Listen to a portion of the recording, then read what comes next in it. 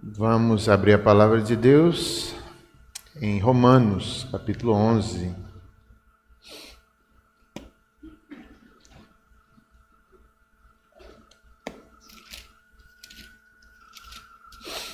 Versos 33, um hino de louvor ao nosso Deus, uma doxologia que já lemos hoje em nossa liturgia. A maravilhosa sabedoria dos desígnios divinos, especialmente a soberania de Deus está aqui mencionada num hino do apóstolo Paulo, num cântico, num louvor. Uma doxologia, ela pode ser expressa através de música, um hino, pode ser também expressa em orações, em palavras de louvor, de admiração a Deus, a grandeza de Deus. E é isso que acontece aqui com o apóstolo Paulo. Vamos ler juntos mais uma vez, como o presbítero Edivan leu no início, vamos ler juntos, é um textinho pequeno. Ó profundidade da riqueza, tanto da sabedoria como do conhecimento de Deus! Quão insondáveis são os teus juízos e quão inescrutáveis os seus caminhos! Quem, pois, conheceu a mente do Senhor? Ou quem foi o seu conselheiro? Ou quem primeiro deu a ele para que ele venha a ser restituído? Porque dele, por meio dele e para ele são todas as coisas. A ele, pois, a glória eternamente. Amém. Nos abençoa, Pai, mais uma vez, com sabedoria, com entendimento da Tua palavra. Abençoa a irmã Justina, abençoa a mãe de Arineide, seu irmão, sua família, e também a Dalva, Senhor, que está enferma. Soberanamente a vida delas, nós te pedimos a bênção, em nome de Jesus. Amém. A gente vai falar de soberania, dos decretos de Deus, conhecimento de Deus, é o tema, de certa forma, tem sido o tema do mês, o conhecer a Deus. E aqui, especialmente a soberania. Nós nunca poderemos conhecer a Deus em sua plenitude. Deus é amplo demais, grande demais. Nós já o conhecemos. Um dia os mortos em Cristo conhecem de forma mais plena do que nós, os crentes que já morreram. No entanto, em Cristo nós temos revelado muito conhecimento de Deus, mas nunca nós conheceremos Deus em toda a sua plenitude. Ele é absoluto, Ele é grande demais, Ele é maior do que a criação. Mas a gente vai crescer em intimidade, nós veremos Jesus Cristo, nós seremos semelhantes a Cristo. Então, há muito que conhecer de Deus. E Paulo, nesse texto, ele se admira, ele reconhece. Paulo, um apóstolo que conheceu tanto a Deus, dos homens citados na Bíblia, especialmente no Novo Testamento, talvez seja o que mais recebeu revelações, mais teve visões, chegou ao terceiro céu, provou dons como apóstolo de curar, dons extraordinários, teve um espinho na carne, sofreu pelo Evangelho, tudo pela revelação, pela excelência do conhecimento de Cristo Jesus, pelo qual tudo mais se tornou como lixo, como refúgio, como esterco. Então Paulo conhecia muito. Mesmo assim, aqui é Paulo feito uma criança, admirado, reconhecendo que é pouco ainda o que ele conheceu. É como se Paulo dissesse, não dá para compreender tudo, ó profundidade. Se Paulo disse isso, imagine nós, não é? Paulo, em todo conhecimento, em toda revelação, em toda experiência com Deus, em todo quebrantamento, santificação, ele diz isso, ó profundidade, e adora com alegria, com louvor, com exultação diante de Deus. Aqui também o texto nos diz que Deus, tudo é por meio dele, para ele, por ele no passado, por meio dele no presente, para ele a glória, tudo será glória eternamente, a vida inteira, antes da criação, agora nessa vida aqui que a gente tem, e por toda a eternidade. Tudo no final dará glória. Isso com respeito à história da salvação, ao plano de redenção, à igreja, à criação do mundo, mas também a vida de cada um de nós. Ele sabe o nome, ele governa, ele tem planos, decretos sobre nós que se cumprirão. Os decretos de Deus se cumprirão na igreja, no mundo, na sua criação, na eternidade. É grande demais, de fato, o nosso Deus. Olha a profundidade da riqueza. Quando a gente olha, o governo de Deus no mundo, nas nações, em Nabucodonosor, como disse o presbítero Edivan, nos reinos, nos governos, é um só decreto desde o início. Tudo vai se cumprir, reinos caíram, outros se levantam, as autoridades do mundo, a gente fica admirado, o conhecimento de Deus. Como Deus é grande, Ele governa esses impérios passaram, Deus não passou, nem nunca passará, a política está chegando, são homens, como tudo, o governo, a forma de Deus agir no mundo, que Ele permite a gente viver, o governo na igreja, a gente fica admirado. Que coisa grande, que coisa linda, que glórias ao Teu nome, Senhor. E tudo dará glória, mesmo as quedas que nós levamos, mesmo os tropeços na fé, mesmo a imaturidade, mesmo as disciplinas, mesmo isso está cooperando para o bem e para a glória de Deus. Nem mesmo o pecado pega Deus de surpresa. Há um decreto lá atrás que vai se cumprir. Ele decretou que seremos santos e nós seremos, chegaremos lá. Já somos e vamos cada vez mais nos santificando. Por quê? Porque é um decreto de Deus. Ele nos elegeu, Ele ressuscitou, Ele decretou que a criação funcionará até o último dia, a provisão, não faltará alimento, o pão de cada dia, Ele sustenta os animais. Ele decretou o casamento entre um homem e uma mulher, tem que ser como Ele decretou, não como os homens querem. Esses são os decretos de Deus, não muda, o homem tenta mudar, o homem tenta achar um jeito melhor, mas vai se cumprir do jeito que Deus quer, por causa do decreto.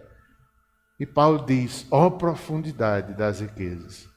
A irmã Justina, não só no âmbito mundial, mas no âmbito da vida de cada um de nós. Por exemplo, a irmã Justina, tanta coisa tem acontecido na vida dela, vai para Portugal, tem um câncer, a família não é cristã, volta para a África. Meu Deus, Deus governa a vida de Justina. Deus governa a vida de Justina. É maravilhoso confiar nisso. Crer que há um Deus soberano que decretou a vida de Justina, predestinou antes da fundação do mundo. Aqui, o apóstolo Paulo se admira por causa dos judeus, por causa dos gentios.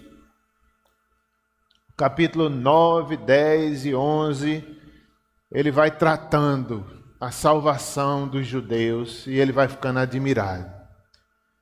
O que Deus fez com esse povo? Os amou quando eles não tinham valor em si mesmos, os elegeu, os santificou como nação, abriu o Mar Vermelho, os tira lá do Egito, e Paulo vai pensando nisso, nos profetas, na lei, no culto. Aí Paulo diz, é meu povo. Eu os amo. No capítulo 9 ele diz, eu daria, em outras palavras, a vida por causa desse povo que foi escolhido, mas que rejeitou a Deus. E Paulo mostra o amor que tem pelo seu povo. Eu também sou israelita, da tribo de Benjamim, hebreu de hebreu. Ele diz algo muito exagerado no capítulo 9, versos 2 e 3, 2 a 5. Ele diz, eu queria ser anátema para salvar o meu povo. Isso é um exagero de Paulo, mas mostra a intensidade do amor e do conhecimento de Deus. Ele diz, eu queria que meu povo fosse salvo.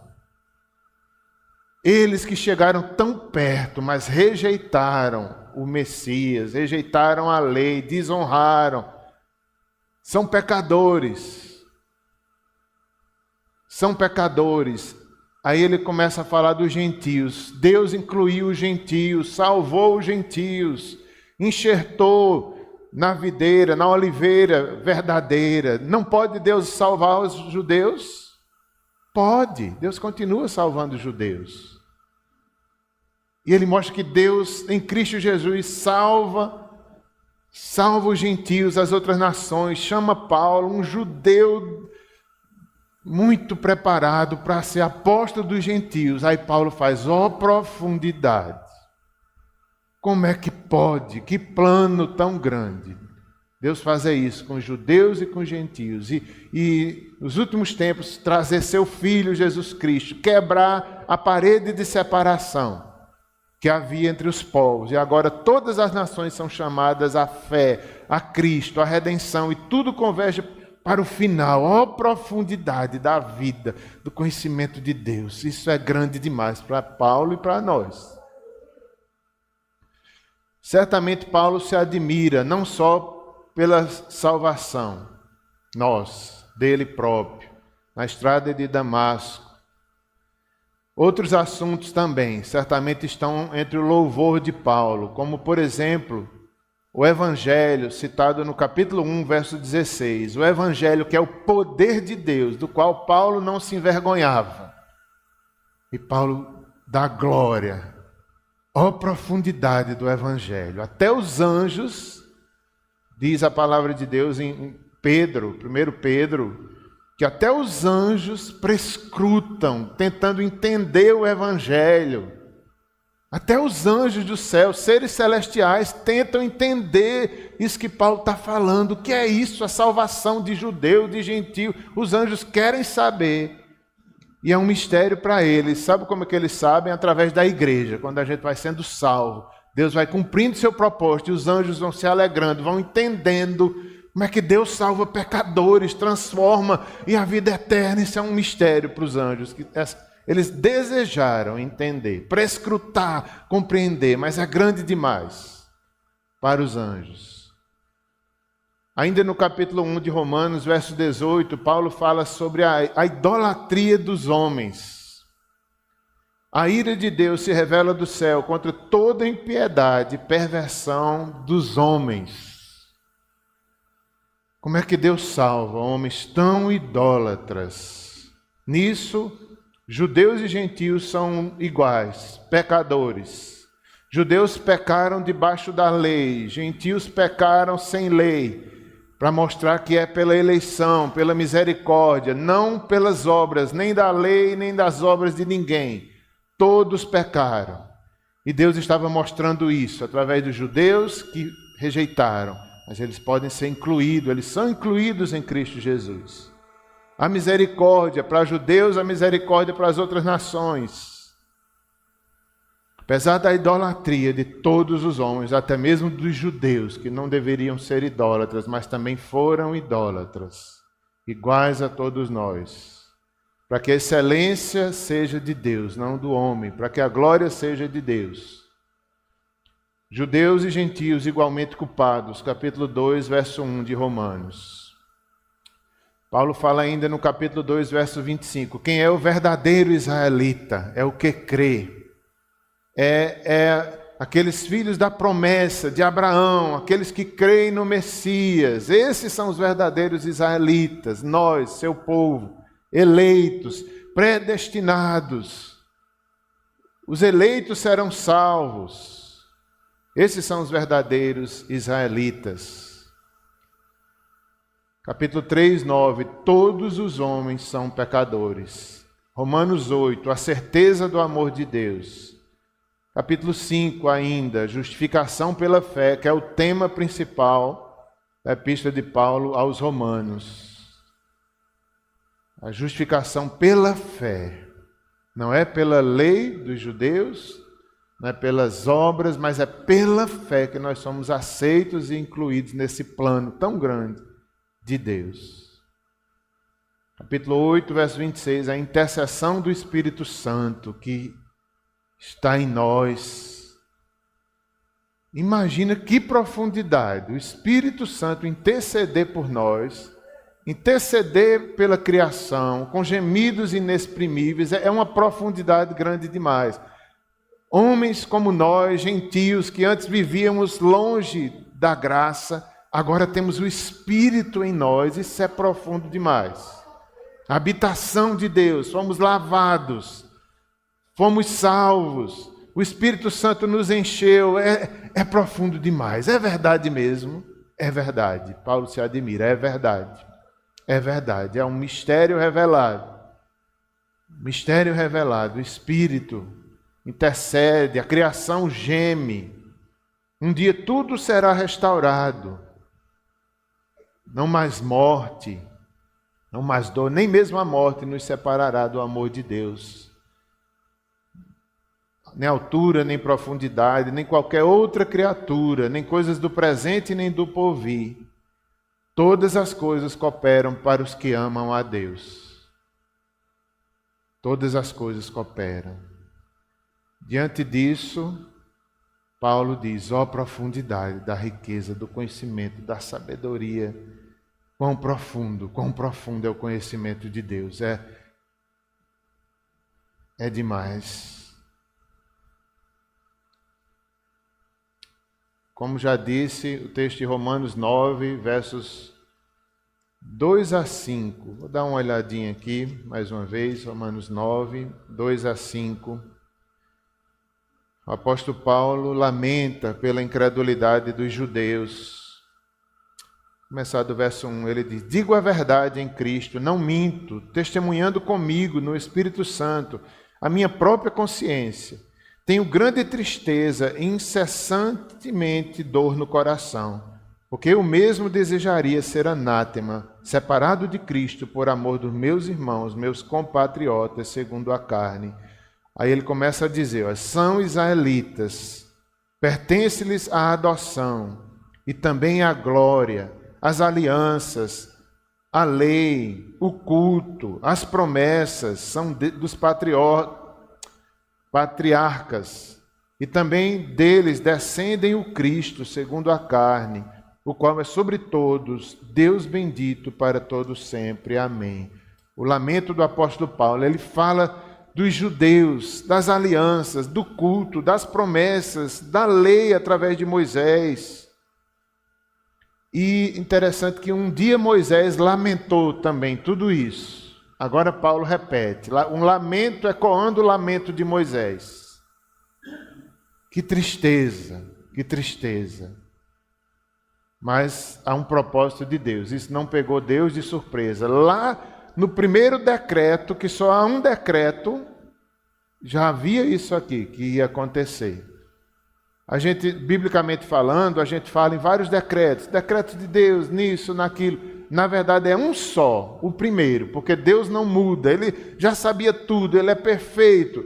No desenrolar da história a gente entende vários decretos. Mas é um só, pela perfeição de Deus. Pelo plano de Deus. E aqui ele lamenta. E ele não entende algumas coisas. Mesmo assim ele se submete. É como se Paulo dissesse, eu não entendo tudo, porque teve que ser desse jeito, porque os judeus rejeitaram, porque os judeus que estavam tão perto rejeitaram. É como se Paulo dissesse, eu lamento, meu povo, eu não entendo, Senhor, mas eu me dobro diante de Ti. Porque és soberano, é mais sábio do que eu. Tens o controle da vida, da salvação, salvas quem quer. Paulo vai dizer também, em algum momento aqui em Romanos, que o barro não pode dizer ao oleiro, o que fazes? Então Paulo não podia dizer, por que salvastes assim, Senhor? Porque o teu plano é dessa forma, porque Deus decretou, é perfeito. Cristo Jesus teria que vir através dos judeus, das alianças, dos profetas. Nem tudo Paulo entendia. Quando Paulo se converte, ali na estrada de Damasco, a gente pensa que é instantâneo o crescimento dele, o conhecimento. Não, foram anos. Anos, certamente ele ali se dobrando na Arábia, cerca de 10 anos ali amadurecendo, se dobrando. Senhor, é do teu jeito, não do meu jeito. Tu és o oleiro, eu sou o barro, que posso eu dizer, Senhor? Isso é a soberania de Deus.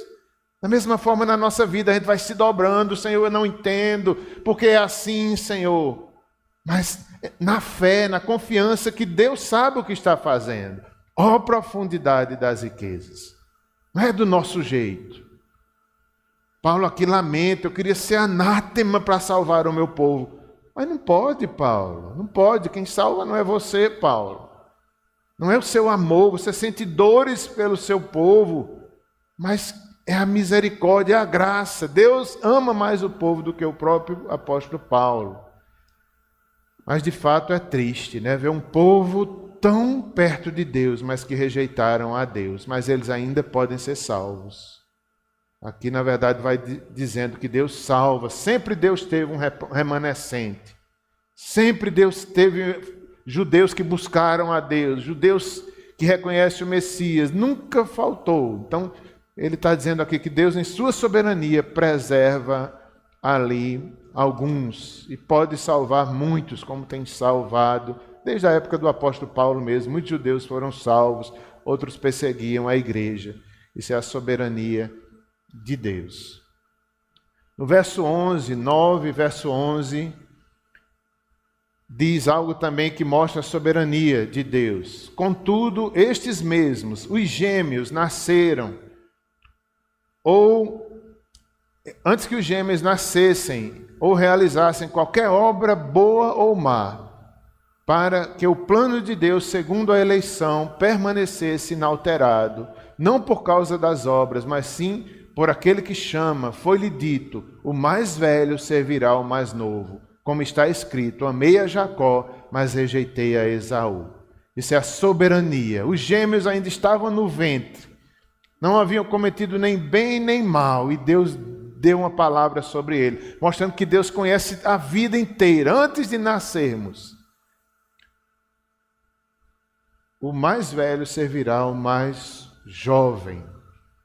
Antes desses meninos pensarem, nascerem, Deus já disse: vai ser assim a vida deles. Deus amou a Jacó e rejeitou a Esaú. Um dia na vida, de fato, Esaú rejeita o direito de primogenitura. Ele rejeita, ele vende a bênção de Deus, estava com fome. E ele rejeitou. Para que me serve esse direito? Para que me serve talvez essa aliança com Deus? E ali ele dá ao seu irmão o direito. E se cumpre aqui na vida o que já estava predestinado. E Deus, antes deles nascerem, disse que isso ia acontecer. Mas um dia nessa vida teve que acontecer. Ele rejeitou aqui nessa vida. E depois sofreu as consequências. Mas mostrando que Deus conhecia tudo isso antes mesmo deles nascerem. Ele é soberano.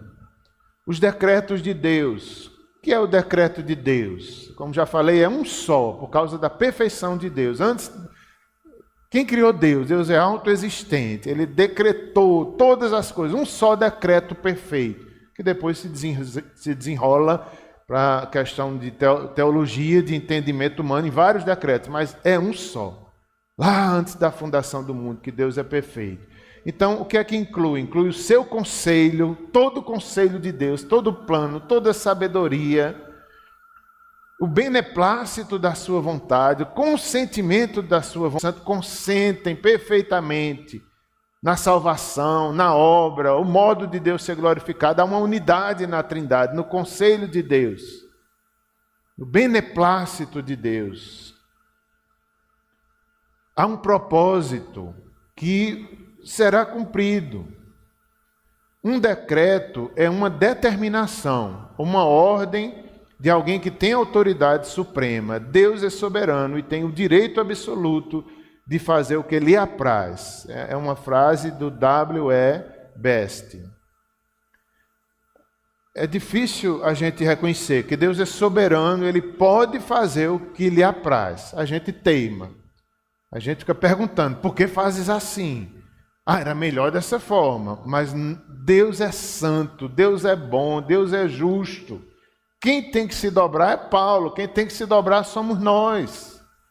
Se há alguma falha de compreensão, é do homem, não é de Deus, porque os planos de Deus são sempre bons, santos e justos. Então cabe a nós confiar, se dobrar como Paulo se dobrou. Oh, profundidade! Como uma criança ali, como quem diz: Senhor, eu conheço tão pouco de Ti. O homem não pode, a criatura não pode ousar arguir ao Criador. Há um texto que tem um pouco a ver com isso também, lá em Jeremias, acho que é 13:23. Pode o etíope mudar a sua pele? Pode o leopardo alterar as suas pintas? Assim também podeis vós fazer o bem, estando tão habituados à prática do mal. Essa questão, né, da cor da pele, do negro, das raças, Deus determinou. Como a gente tem que entender? É decreto, é propósito, Deus tem planos. Para Deus não há diferença de raças. O etíope pode mudar a sua cor, o leopardo as suas pintas. Eu fui olhar uma figura do leopardo para ver direitinho. Ele é cheio de pintinhas, lindo. Pode mudar. Deus decretou tantas coisas na criação e nós devemos exultar pela salvação, exultar diante da Bíblia. Como a palavra de Deus é perfeita. A perfeição da palavra de Deus não tem outro documento histórico que seja tão comprovado como a palavra de Deus, em profecias, em assuntos mais variados. Próprios arqueólogos reconhecem, não há outro documento tão bem preservado, questões históricas, povos citados na Bíblia que de repente são encontrados. A ciência universitária, estou falando não no conhecimento geral de Deus, mas na ciência, os dons da administração, do governo. A Bíblia diz que nós devemos orar pelas autoridades. Eu fico, que criação linda! As artes, quando são bem feitas, a cultura, se for com respeito ao Criador, que maravilhoso é! Como às vezes a gente perde de olhar a imagem e semelhança nos homens. Eu não sei se foi hoje ou ontem, eu passei de carro e vi um homem deitado no chão, acho que foi hoje à tarde. Eu olhei assim, aí eu fico com aquela dor no coração, digo, é a tua imagem e semelhança, Senhor. Tua imagem e semelhança. E às vezes eu encontro, tem um rapaz, que já está envelhecendo, acho que mora na Liberdade, que sempre eu encontro ele cheio de pacote, cheio de saco velho. Eu digo, meu Deus, revela-te para esse rapaz, ajuda-me a pregar o Evangelho para ele, que é a imagem e semelhança de Deus. Aí eu passei por ele essa semana também, eu não tenho certeza, mas eu acho que eu escutei ele, tirando lá o peso dele, ele fez, meu Deus, oh meu Deus, eu digo, ele tem alguma noção de Deus. Mesmo na sua enfermidade, na sua loucura, algo Deus se revelou. Ele é a imagem e semelhança de Deus. Ó profundidade das riquezas. Encontrei um rapaz também essa semana. Um velho feito eu. Um velho feito eu. Na academia. Eu voltei a fazer academia essa semana. Não gosto não, mas voltei. Aí, um dos primeiros dias encontrei lá uns 2 senhores da minha idade conversando. Eu não conhecia nenhum dos dois. Aí cheguei perto, fiquei fazendo exercício, escutando a conversa. Aí um deles falou, eu trabalhei no João Ribeiro, uns 12 anos, trabalhei não sei aonde, com pessoas deficientes mentais. Aí na hora que ele falou isso, eu entrei na conversa. Eu disse, uma vez eu trabalhei também no João Ribeiro, com o pessoal da igreja, a gente fez um projeto. Você conheceu lá a Dona Guiomar, uma senhora de idade? Ele fez, não.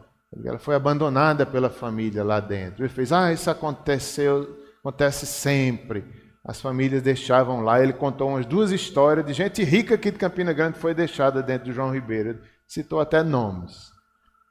Então, eu lembro que a gente evangelizava lá, pessoas enfermas, doentes mentais. Ó profundidade das riquezas. A Bíblia diz que nem o louco errará o caminho, porque é Deus mesmo que se revela. A gente deve pregar pela fé. Ó profundidade, porque é o Espírito que aplica, é o Espírito que dá entendimento. Devemos ficar admirados na cultura, nos esportes, na política, que é tão linda e tão mal utilizada, não por causa de Deus, mas por causa do pecado dos homens. Deus assim mesmo dá dom de administração, de governo até a ímpios. Ó profundidade, só Deus mesmo, que governa a nossa vida, mesmo quando não éramos crentes, que dá dons até mesmo a incrédulos, governadores, prefeitos incrédulos, mas estão sob o domínio, sobre o decreto de Deus. Agindo Deus, quem impedirá? Isso é grande demais, isso é grande demais. Ó profundidade. Exultamos quando vemos que a sabedoria de Deus é muito maior do que o homem. Exultamos com a criação. Gente, como eu gosto dessa parte aqui, a criação, eu fico muito admirado e exulto muitas vezes. Agora mesmo, lá em casa, a gente está criando coelhos e preais. Mas eu aprendo tanto. Os coelhos a gente trouxe de areia, do acampamento. Compramos lá um casal de coelhos, lá no acampamento em areia. E os preais foi aqui na feira. Eu fui comprar, mas numa alegria tão grande, me lembrando do primeiro preazinho que eu ganhei quando era criança e pedindo perdão a Deus pelos meus pecados. Sabe o que eu fiz? Meninos, escutem o que eu vou dizer agora, não. Uma vez, quando era pequeno, um dos primeiros animais que eu ganhei foi um preazinho branco, parecido com o que eu comprei. Ela estava grávida, eu não sei a minha idade, mas era pequeno. Ela deu cria. Eu não gostei do bichinho que nasceu meio aleijadinho. Eu peguei pela perna e joguei fora. Que vergonha, não respeitei a criação. Pecado de criança. Eu digo, meu Deus, eu desonrei a Deus. Eu não gostei do que Deus fez. Porque ele era aleijadinho, doentinho. Eu pensei assim, eu joguei para a casa do vizinho. Ainda hoje eu peço perdão a Deus. Eu não sabia o que estava fazendo. Eu desrespeitei a tua criação. E agora está lá, a preazinha grávida com barrigão, gente. Eu fico, será que é 2? Será que é 3? Eu fico pensando no nome dos preais. Eu vou dar nome a cada um. Se for 2 ou 3, eu não sei. Mas eu fico pensando, cada coisa eu aprendo. Eu digo, esse preazinho só vai nascer porque Deus decretou antes da fundação do mundo. Está lá na barriguinha da mãe, mexendo. Eu fico preocupado quando vai ser o parto, né? E tal, se vai dar certo o parto ou não vai dar. Eu digo, meu Deus, o decreto de Deus fará nascer. Na criação a gente aprende demais, gente. A gente que perde a oportunidade. Perde a oportunidade. Quantos preais nasceram desde a criação até agora, mas tem um que vai nascer na minha casa pelo decreto de Deus. Isso é tão simples, mas ó, profundidade, é demais, é demais. Um bichinho, joga fora, é criação de Deus. Isso é decreto, é sustento, é provisão, é alimento, a preazinha com 3 meses já pode ser mãe. É decreto de Deus. É decreto de Deus. Exultemos por Deus nos ter incluído no plano da salvação, da sua salvação. Ainda algumas lições nesse texto, para a gente caminhar para o final. As teologias desse texto. Judeus e gentios são unidos em 2 coisas, na desobediência do pecado e na misericórdia oferecida por Deus em Cristo Jesus. Esse texto que estamos vendo é uma canção, uma doxologia, pelo menos parte dele, uma pequena doxologia, uma resposta ao texto, capítulo 9, verso 2 e 3, quando Paulo não entende o modo que Deus salvou gentios e judeus, o seu próprio povo. Então, Paulo se rende em doxologia e adora a Deus. A adoração do apóstolo a Deus diante da sua soberania em rejeitar judeus e incluir gentios. Trago agora alguns comentários do Matteo Henry sobre a soberania de Deus.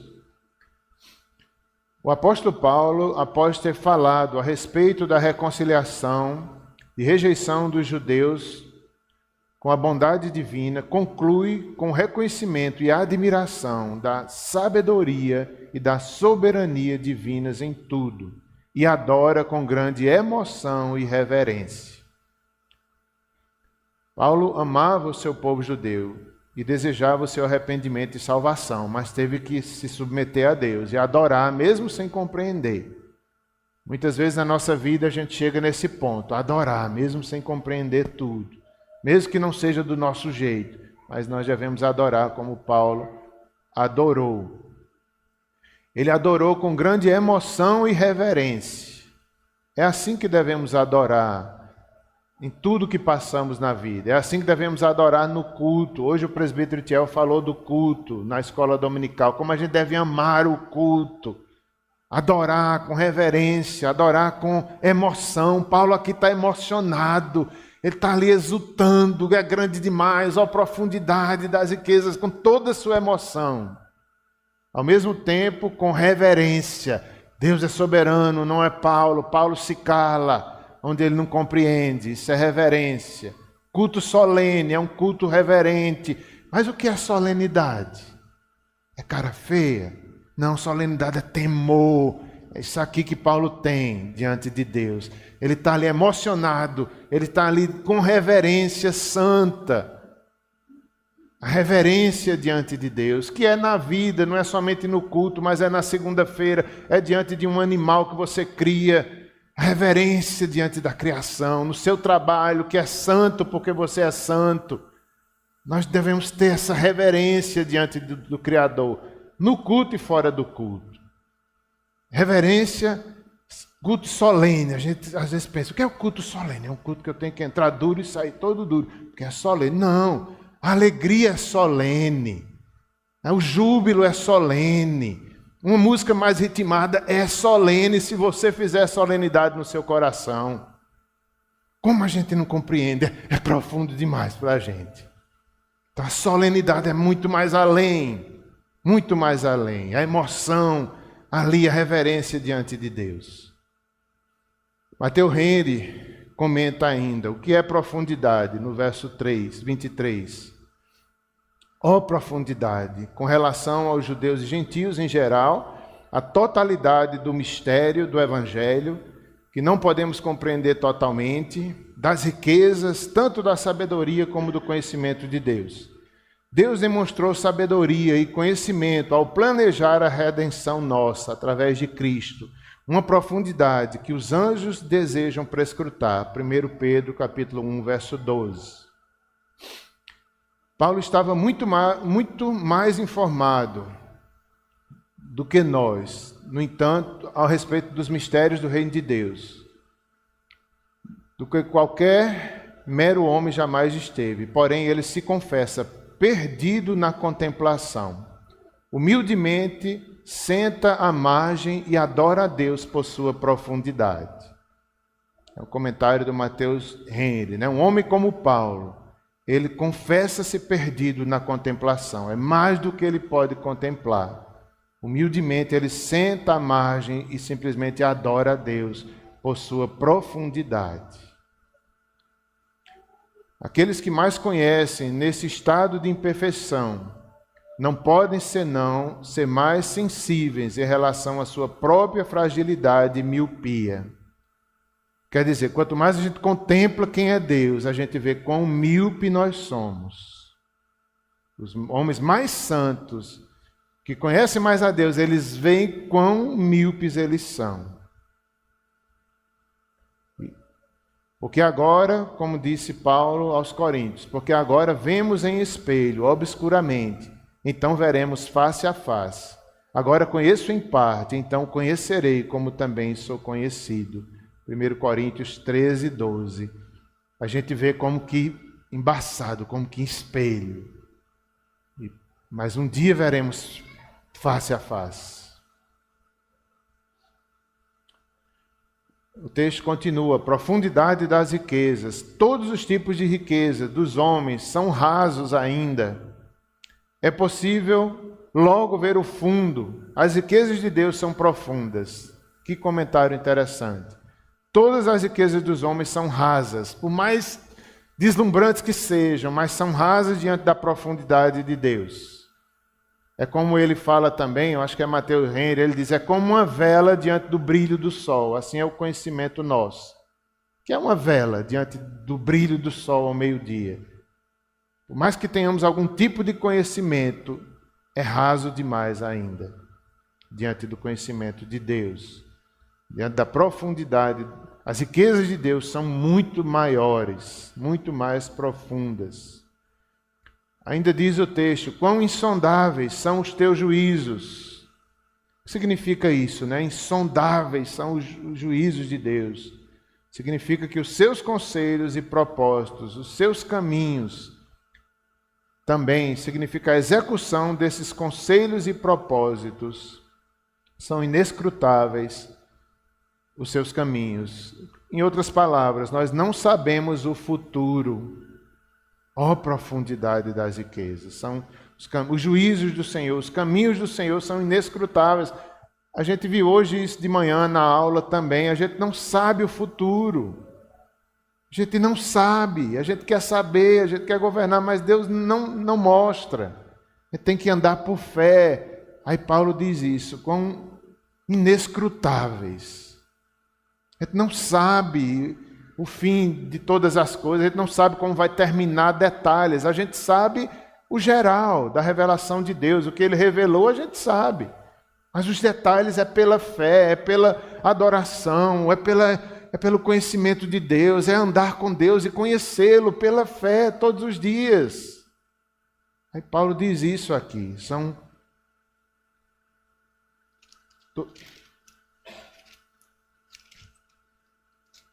são insondáveis os teus juízos, inescrutáveis os seus caminhos. Quem conheceu a mente do Senhor? Ou quem foi o seu conselheiro? Deus não precisa de conselheiro, Ele é autoexistente, Ele é totalmente sábio. Nós que somos limitados, não devemos inquirir a Deus, ou perguntar, ou questionar. Nós devemos adorar, muitas vezes silenciosamente, sujeitando-se a Ele. É o que diz lá em Romanos 9 também, quando diz que fazes, né? Nós não podemos simplesmente ser arrogantes e dizer a Deus, o que fazes na minha vida? Por que ages assim? Não. Quem é o conselheiro de Deus? Quem conheceu a mente do Senhor? No entanto, a Bíblia diz que nós temos a mente de Cristo. Por causa de Cristo, nós pensamos semelhante ao que Deus pensa. Nós entendemos um pouco dos planos de Deus por causa da mente de Cristo em nós. Quem é o seu conselheiro? Quem primeiro deu a ele para que ele venha a ser restituído? É a consciência, que Deus não deve a ninguém, nem a crentes, nem a incrédulos, nem a judeus ou a gentios, nós que somos devedores. Tudo é dele. O dízimo é dele. Acho que foi Tiel que falou sobre isso também hoje de manhã, né? Que a gente vai dar o dízimo. Senhor, tudo é teu, não é só essa parte aqui não. O que é que eu tenho, Senhor, que primeiro o Senhor não tenha me dado? A vida, o trabalho. Então nós devemos ter essa consciência, porque dele, tudo é dele. O que te damos, que das tuas mãos antes não recebemos, por meio dele. Aqui nessa vida, tudo é por meio dele. Para ele são todas as coisas. A ele, pois, a glória eternamente. Amém. Porque fizestes assim? Às vezes nós dizemos, igual alguns judeus, talvez, ou gentios, porque fizestes assim? O oleiro não tem todo o direito de produzir do mesmo barro, um vaso para fins nobres e outros para usos menos honrosos? Nós não podemos simplesmente dizer, porque fazes assim, porque me fizestes assim. Isso é a soberania de Deus, os decretos.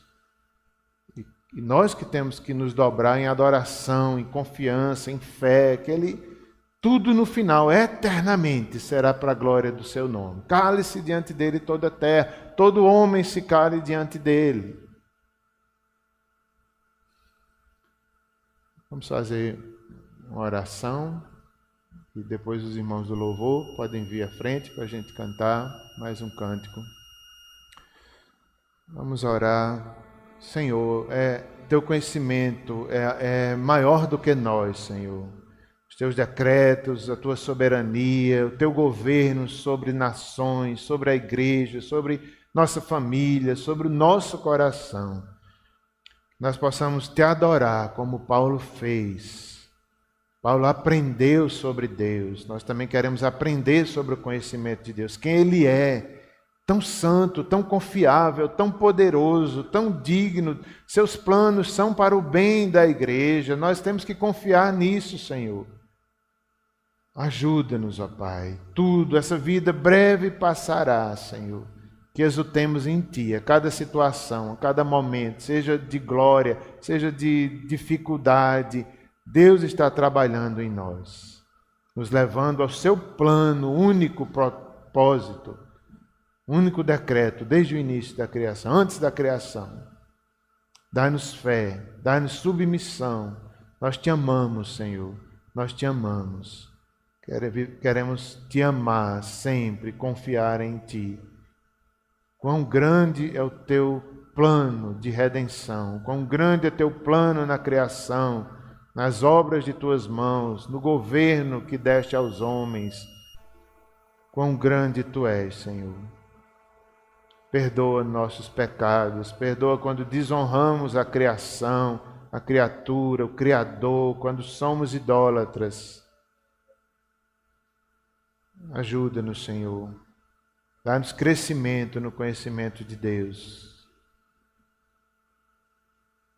Perdoa nossos pecados, perdoa quando somos arrogantes, quando dizemos o que fazes, de forma arrogante e rebelde, achando-nos mais sábios do que o Criador, que vive e reina eternamente. Abençoa cada um de nós, Senhor, com Teu conhecimento, com Tua palavra que tem chegado até nós. Nós a recebemos como palavra de Deus, como de fato ela é. Em nome de Jesus, amém.